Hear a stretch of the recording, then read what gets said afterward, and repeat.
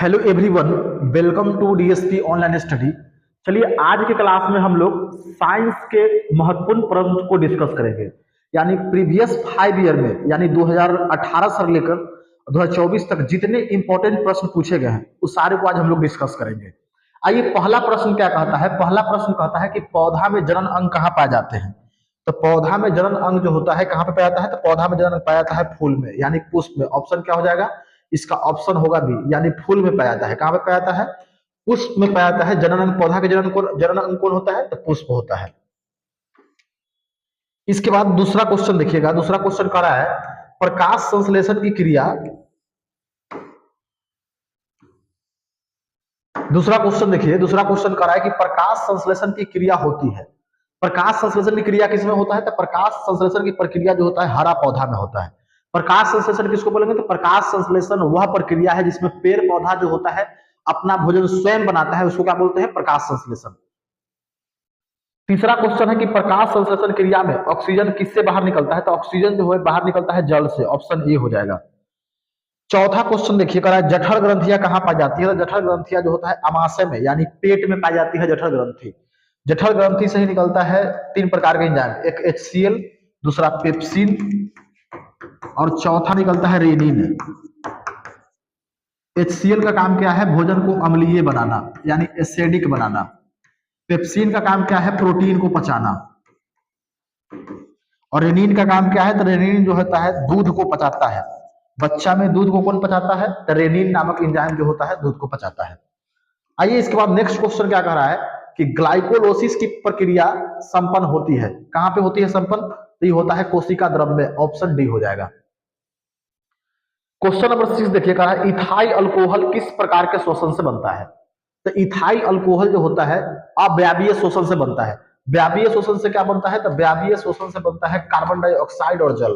क्या बनता है, कार्बन डाइऑक्साइड और जल बनता है।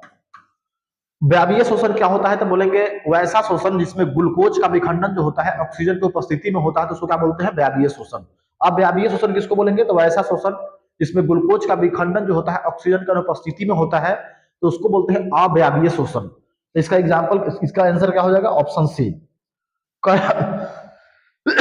करा है सबसे छोटी अंतःस्रावी ग्रंथि कौन सा है, तो सबसे छोटी अंतःस्रावी ग्रंथि है पिट्यूटरी ग्रंथि, लगभग 0.6 ग्राम का होता है। ये कहां पे पाया जाता है, तो ये पाया जाता है दिमाग के आधार पर। कहां पे पाया जाता है, दिमाग के आधार पर। दिमाग के आधार पर पाया जाता है। इसे और क्या बोला जाता है, तो इसे मास्टर ग्लैंड भी बोला जाता है। मास्टर ग्लैंड, पिट्यूटरी ग्रंथि को ही क्या बोला जाता है, मास्टर ग्लैंड। इससे जो होता है बहुत सारा हार्मोन स्रावित हो, जैसे एसटीएच, टीएसएच, फिर इसके बाद vasopressin, oxytocin hormone, lactogenic hormone, ये सबसे स्रावित होता है। और सबसे बड़ा हार्मोन, सबसे बड़ा अंतःस्रावी ग्रंथि में तो क्या होगा, तो सबसे बड़ा होता है थायराइड ग्रंथि। सबसे छोटा कौन है, पिट्यूटरी ग्रंथि। इसके बाद 8 नंबर क्वेश्चन देखिए। 8 नंबर क्वेश्चन क्या कह रहा है, कह रहा है कि पौधा के व्यापीय भागों से जल के ह्रास की क्रिया को क्या कहते हैं, तो उसको कहते हैं बाष्पोत्सर्जन। यानी पौधा में अनावश्यक जल जो हो जाता है वो बाष्प के रूप में निकल जाता है, उसको क्या बोलते हैं, बाष्पोत्सर्जन। इसके बाद कह रहा है घेंघा रोग पनपता है। घेंघा रोग किसके कारण पनपता है, तो ये पनपता है आयोडीन के कमी के कारण, यानी ऑप्शन सी हो जाएगा।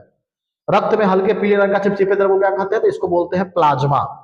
आंसर क्या हो जाएगा, प्लाज्मा, ऑप्शन ए। और प्लाज्मा को जब निकाल दिया जाता है खून से बाहर, उसको क्या बोलते हैं, सेरम। सेरम से ही क्या किया जाता है, सेरम से ही बीमारी की जांच की जाती है। बाष्पोत्सर्जन क्रिया पाई जाती है किसमें पाया जाता है, जंतु में, पौधा में, पौधा और जंतु दोनों में, या इनमें से कोई नहीं, तो किसमें पाया जाता है, पौधा में पाया जाता है। ऑप्शन क्या होगा, ऑप्शन बी। इसके बाद 12 नंबर क्वेश्चन देखिए। 12 नंबर क्वेश्चन कह रहा है कि रक्तचाप मापने के उपकरण को क्या कहते हैं, तो इसको बोलते हैं स्फिग्मोमैनोमीटर। स्फिग्मोमैनोमीटर से क्या मापा जाता है, रक्तचाप मापा जाता है, यानी बीपी को मापा जाता है। और दिल के धड़कन किससे मापा जाता है, तो दिल के धड़कन जो होता है स्टेथोस्कोप से मापा जाता है। कह है कि निम्नलिखित में किसे खुला परिसंचरण तंत्र, किसमें खुला परिसंचरण तंत्र पाया जाता है, तो जिसमें खून जो होता है प्रेशर से बहता है उसको क्या बोलते हैं, उसी को बोलते हैं खुला रक्त परिसंचरण तंत्र। तो किस किस में बहता है, तो ये होता है तेलचट्टा में। इसमें जो होता है नस नहीं होता है, खून जो होता है प्रेशर से बहता है, उसको क्या बोलते हैं, उसी को बोलते हैं खुला परिसंचरण तंत्र। ऑप्शन क्या हो जाएगा, सी। जितना कीट है सब में क्या होता है, सब में होता है खुला परिसंचरण तंत्र। ऊंट हो गया, घोड़ा हो गया, मानव में क्या होता है तो बंद परिसंचरण तंत्र। काहे कि इसमें जो होता है खून जो होता है, इसमें नस पाया जाता है, खून जो होता है एक प्रेशर में बहता है, एक निश्चित प्रेशर में बहता है। रक्त क्या है तो रक्त जो होता है उत्तक है। रक्त क्या है? उत्तक। पूछे कौन सा उत्तक है तो रक्त जो होता है संयोजी उत्तक होता है। 15 नंबर क्वेश्चन देखिए, 15 नंबर क्वेश्चन कह रहा है कि मूत्र का रंग पीला किस वर्ण के कारण होता है? तो मूत्र का रंग जो होता है पीला होता है यूरोक्रोम के कारण। किसके कारण होता है? यूरोक्रोम के कारण। पूछे लैट्रिन का रंग पीला किसके कारण होता है? तो वो होता है बिलिरुबिन के कारण। बिलिरुबिन। फिर पूछेगा कि बिलिरुबिन का निर्माण कौन करता है? तो बिलिरुबिन जो होता है लीवर बनाता है। कौन बनाता है? लीवर। इसके बाद 16 नंबर क्वेश्चन देखिएगा। 16 नंबर क्वेश्चन क्या कह रहा है? कह रहा है कि निम्नलिखित में कौन एक उभयलिंगी जंतु है? उभयलिंगी कहने का मतलब बाइसेक्सुअल, यानी मेल और फीमेल दोनों एक ही शरीर पर हो, एक ही बॉडी पर हो, तो उसको क्या बोलते हैं? बाइसेक्सुअल, उभयलिंग। तो क्या होगा? केचुआ। क्या कि हाथी जो है एकलिंगी है, गाय क्या है? एकलिंगी है। क्या कि इसमें नर अलग होता है, मादा अलग होता है, यानी मेल अलग होता है, फीमेल अलग होता है। लेकिन केचुआ में मेल और फीमेल जो होता है साथ ही साथ होता है, तो इसको क्या बोलेंगे? उभयलिंग। उभयलिंग जंतु। 2 नंबर में पूछा जाता है कि उभयलिंग जंतु किसे कहते हैं? उदाहरण सहित बताएं। तो बोलेंगे बोलेंगे जनन की वह विधि जिसमें नर और मादा जब एक ही शरीर पर पाया जाता है तो उसको क्या बोलते हैं? उभयलिंग बोलते हैं।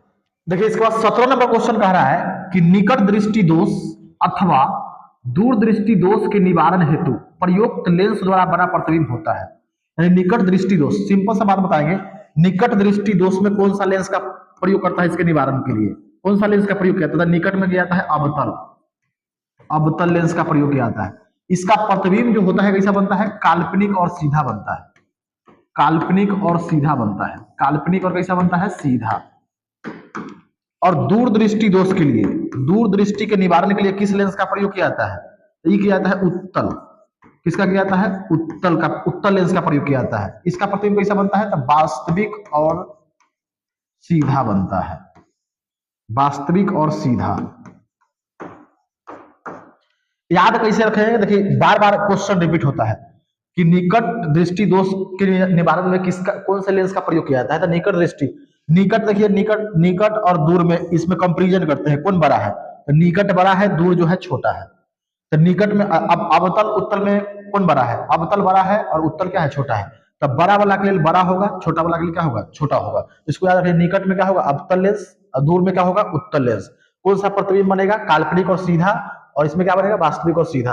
ऑप्शन क्या दिया है? कर है निकट दृष्टि दोष। तो निकट दृष्टि दोष के लिए क्या आता है? काल्पनिक और सीधा, यानी ऑप्शन बी हो जाएगा। और इसका आंसर ए भी हो सकता है, ताकि अगर अथवा आगे दे दिया है और रहता तब जाए क्या होता? दोनों आंसर होता, लेकिन अथवा बोला है तो निकट दृष्टि दोष या दूर दृष्टि दोष। अगर निकट के बारे में पूछा था काल्पनिक और सीधा, अगर दूर दृष्टि दोष के लिए पूछता था क्या होता? वास्तविक और सीधा। दोनों आंसर हो सकता है, दोनों पूछा है, अथवा पूछा है तो ऑप्शन ए भी हो सकता है, ऑप्शन बी भी हो सकता है।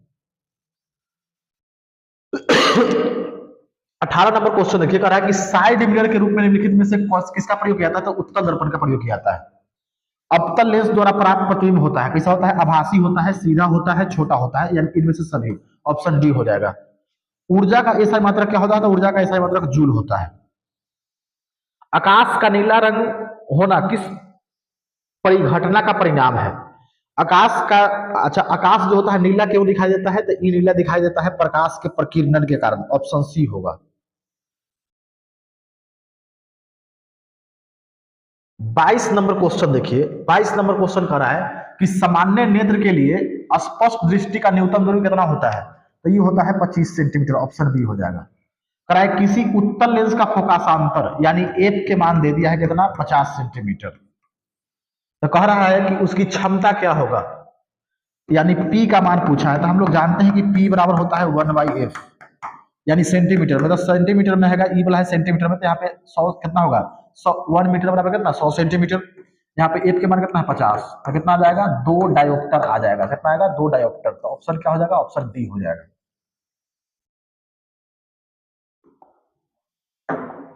कराए कि एक प्रिज्म कितने सतहों से घिरा रहता है? एक प्रिज्म जो होता है कितने सतह से घिरा रहता है? एक प्रिज्म जो होता है 5 सतह से घिरा रहता है। 3 वो आयताकार होता है, 3 वो क्या होता है? आयताकार, यानी रेक्टेंगुलर। और 2 वो क्या होता है? 2 वो होता है त्रिभुजाकार, यानी ट्रेंगुलर। त्रिभुजाकार सतहों से घिरा होता है। 3 आयताकार और 2 त्रिभुजाकार सतहों से घिरा होता है, उसको क्या बोलते हैं? उसी को बोलते हैं प्रिज्म। अभिनेत्र लेंस की फोकस दूरी में परिवर्तन किया जाता है। किसके फोकस दूरी में? तो पक्षमाभि पेशिया यानी सिलियरी मसल्स में क्या किया जाता है? उसके फोकस दूरी में परिवर्तन किया जाता है। तो ऑप्शन क्या होगा? डी होगा। प्रकाश के परावर्तन के कितने नियम है? तो प्रकाश के परावर्तन के दो नियम है। कितने नियम है? दो नियम। प्रकाश के परावर्तन पूछे या अपवर्तन पूछे, उसका नियम पूछे तो कितने नियम है? दो नियम है। तो ऑप्शन क्या हो जाएगा? सी हो जाएगा।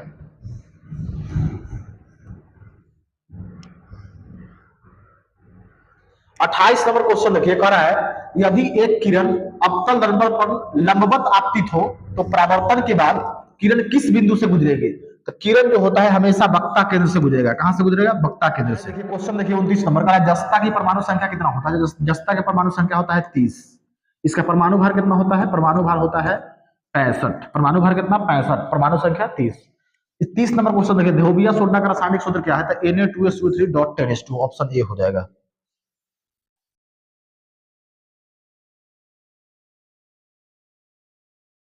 31 नंबर क्वेश्चन देखिए, कह रहा है कि निम्नलिखित में कौन प्रबल क्षारक है? प्रबल क्षारक कौन है? तो सोडियम हाइड्रोक्साइड। ऑप्शन सी हो जाएगा। कह रहा है हेमेटाइट निम्नलिखित में किस धातु का अयस्क है? तो हेमेटाइट आयरन का अयस्क है। जिंक के ऑक्साइड को बोलते हैं जिंकाइट, कॉपर को बोलते हैं क्यूपराइट। अब सल्फाइड अयस्क का सांद्रण निम्नलिखित में किस विधि द्वारा होता है? तो ये होता है फेर उत्प्लवन विधि द्वारा। किसके द्वारा होता है? फेर उत्प्लवन विधि द्वारा।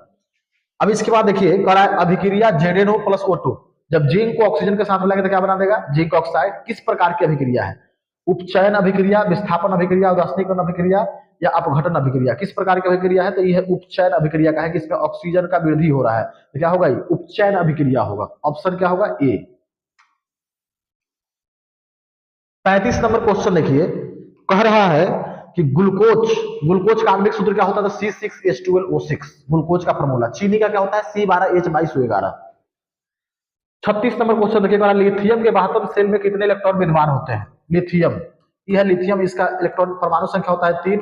पहलक्का में 2 गो, लास्ट वाला में 1 गो। तो कितना होता है? 1। ऑप्शन ए हो जाएगा। कह आवर्त सारणी के शून्य समूह का तत्व है, यानी शून्य समूह का तत्व शून्य में किसको रखा गया है? तो शून्य तत्व में रखा गया है किसको? तो सारे जितना नोबेल गैस है सबको किस में रखा गया है? नोबेल गैस हो गया, इस सबको रखा गया है चाइनट गैस, उसी को अक्रिय गैस भी बोलते हैं, उसको रखा गया है आवर्त सारणी शून्य में। इसको वर्ग 18 के तत्व भी बोलते हैं। क्या हो जाएगा? तो वर्ग 18 के तत्व कौन कौन होता है? यानी वर्ग शून्य या वर्ग 18 के तत्व कौन कौन होता है? तो ये होता है हीलियम, नियोन, अर्गन, क्रिप्टन, जेनन और रेडॉन। ये क्या है? ये है वर्ग 18। वर्ग 18 के तत्व, वर्ग 18 या वर्ग शून्य के तत्व, इसी को बुलाता है वर्ग 18 या वर्ग शून्य। Helium, neon, organ, krypton, जेनन, radon. यहाँ पर देखिए आवर्त सारणी के शून्य समूह का तत्व है क्लोरीन, हाइड्रोजन, सोडियम, हीलियम। तो ऑप्शन सी हो जाएगा। कराए कि निम्नांकित में सर्वाधिक विद्युत ऋणात्मक तत्व कौन है? सर्वाधिक विद्युत ऋणात्मक तत्व है फ्लोराइड। क्या है? फ्लोराइड।